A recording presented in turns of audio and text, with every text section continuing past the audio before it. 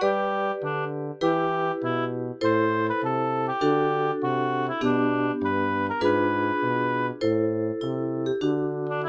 7일) 성령 강림 후 제9주 주일을 위한 말씀 나눔을 시작하겠습니다. 오늘은 창세기 15장 4절부터 6절, 누가복음 12장 28절부터 34절 말씀을 가지고 믿음으로 의로울 수 있는가? 라는 제목으로 말씀을 나누겠습니다. 2022년 마가교회 표어는 꾸준한 일상, 행동 강령은 주님과 그리고 모두와 함께하는 하루입니다. 2022년 기도문을 따라해 주시기 바랍니다. 우리에게 늘 신비로운 새로운 하루를 허락하시니 감사합니다. 우리가 만나는 모든 이들에게서 그리고 모든 것들에서 주님의 온기를 느끼게 하소서. 예수 이름으로 아멘. 오늘은 미리 말씀드린 본문 외에도 히브리서 본문과 이사야서 본문을 같이 읽을 것입니다. 모두 주일 성서 일과에 해당되거나 그 주변에 있는 말씀입니다. 먼저 창세기 15장 4절부터 6절 말씀 읽어드리겠습니다. 여호와의 말씀이 그에게 임하여 이르시되 그 사람이 네의 상속자가 아니라 네의 몸에서 날 자가 네의 상속자가 되리라 하시고 그를 이끌고 밖으로 나아가 이르시되 하늘을 우러러 뭇 별을 셀 수 있나 보라. 또 그에게 이르시되 네 자손이 이와 같으리라. 아브람이 여호와를 믿으니 여호와께서 이를 그의 의로 여기시고. 창세기 본문은 아브람이 하나님의 약속, 너를 통해서 큰 민족을 이루리라는 하나님의 약속을 받긴 했지만 그의 아내 사레로부터 자식이 없었고 또 이미 사레는 생리를 그친 상황이라서 더 이상 희망이 없는 상황이었을 때 하나님께서 다시금 너가 직접 낳은 자녀를 통해서 이스라엘 민족을 이루리라는 약속을 주십니다. 제가 주목했던 것은 6절에 아브라함이 여호와를 믿으니 여호와께서 이를 그의 의로 여기시고 이 말씀입니다. 오늘 제목을 믿음으로 의로울 수 있는가 라고 정했는데 오늘 이 6절 말씀에 의하자면 믿음으로 의로울 수 있는 것이죠. 무엇을 믿었던 것이죠? 더 이상 불가능한 아내의 사례를 통해서 자녀가 낳을 수 없는 이 현실에서 하나님께서 주시는 약속, 너를 통해 큰 민족을 이루려는 그 하나님의 약속을 믿는 것. 그것이 아브라함의 믿음이고 그 믿음으로 인하여 하나님께서 그를 의로운 사람이라고 여겼다는 것입니다. 다른 본문 히브리서 11장 4절을 읽어드리겠습니다. 믿음으로 아벨은 가인보다 더 나은 제사를 하나님께 드림으로 의로운 자라 하시는 증거를 얻었으니 하나님이 그 예물에 대하여 증언하심이라. 그가 죽었으나 그 믿음으로써 지금도 말하느니라. 아멘. 이 본문도 믿음과 의에 대해서 생각해 볼 수 있는 말씀입니다. 믿음으로 드린 제사죠. 이 제사를 통해서 의인의 증거를 얻었다는 것입니다. 이 본문을 통해서도 확실히 믿음으로 의로울 수 있구나 확인이 됩니다. 그런데 주일 성서일과 다른 본문을 통해서 이 믿음이 단순히 하나님을 믿는 종교적 행위에 의해서만 이루어지는 것이 아니라는 점을 분명히 하고 있습니다. 이사야 1장 14절부터 17절 본문을 읽어드리겠습니다. 내 마음이 너희의 월삭과 정한 절기를 싫어하나니 그것이 내게 무거운 짐이라 내가 지기에 곤비하였느니라. 너희가 손을 펼 때에 내가 내 눈을 너희에게서 가리고 너희가 많이 기도할지라도 내가 듣지 아니하리니 이는 너희의 손에 피가 가득함이라.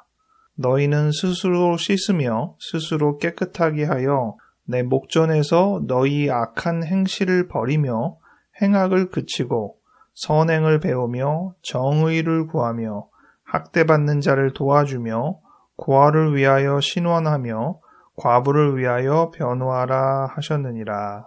아멘. 여기서 14절과 15절 본문은 우리가 흔히 알고 있는 종교적인 행위들이 하나님을 오히려 피곤하게 하고 있음을 보여주고 있습니다. 그 종교적인 행위에 하나님께서 생각하시는 요소가 빠졌기 때문에 그런 것이죠. 그 요소가 무엇이죠?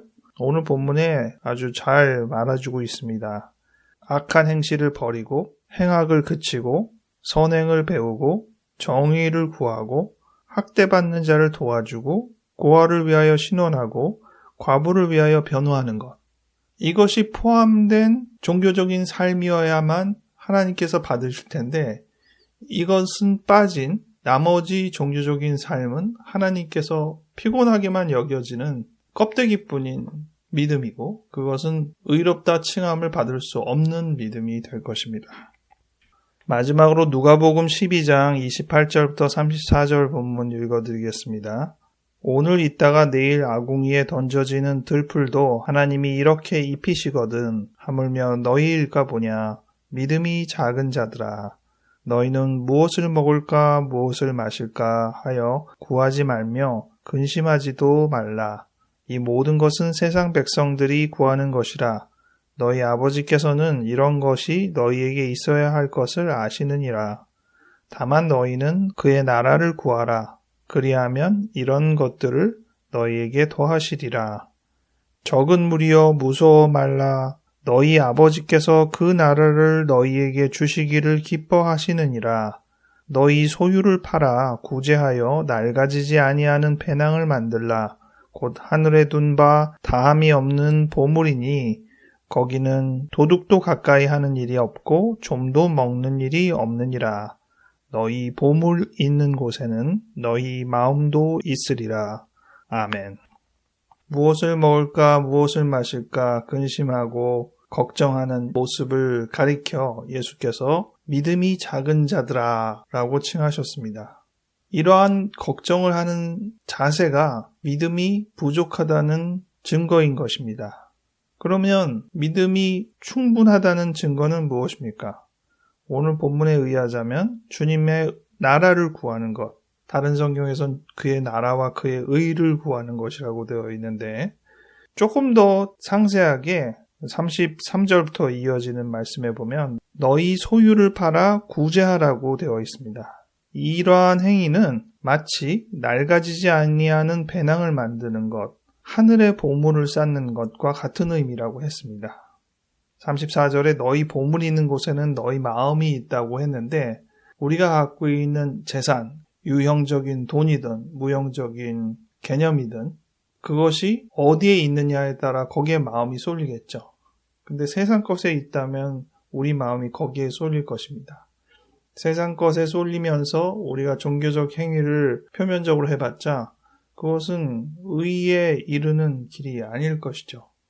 하지만 우리가 우리의 재산을 그리고 우리의 여러 가지 무형적인 에너지를 가난한 자들, 도움이 필요한 자들에게 준다면 우리의 관심사가 글로 가는 것이죠.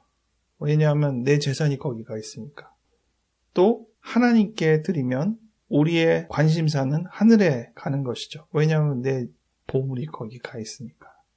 그런 사람을 하나님께서 의로운 사람이라고 칭하신다는 것입니다. 자기에게로 재산과 에너지를 축적하여 살지 않고 분산하여 더 필요한 사람들에게 제공하고 그것을 통하여 궁극적으로 하늘의 보화가 쌓아지는 사람, 그러한 사람을 하나님께서는 의로운 사람이라고 칭하셨습니다. 말씀을 정리합니다. 믿음으로 의로울 수 있는가? 물론 믿음으로 의로울 수 있습니다.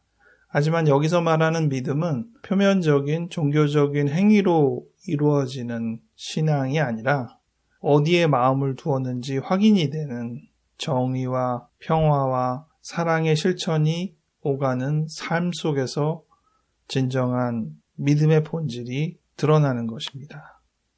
우리는 어떠한 믿음을 가지고 있는지 그 믿음이 우리를 의롭게 하는 모습에 잘 도달하게 하는 상황인지 아니면 그렇지 못하고 오로지 표면적인 것에 머물러 있는지 되돌아보는 일주일 되시기 바랍니다. 기도하겠습니다.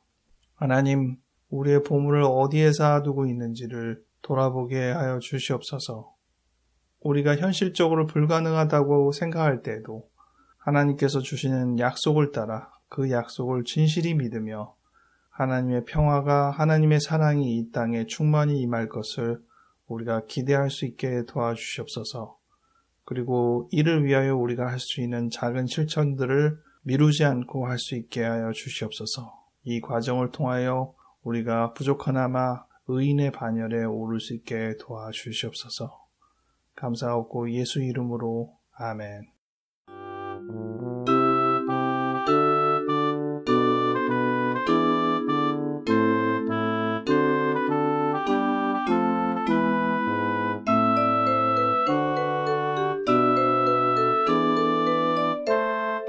오늘은 제 휴가 마지막입니다.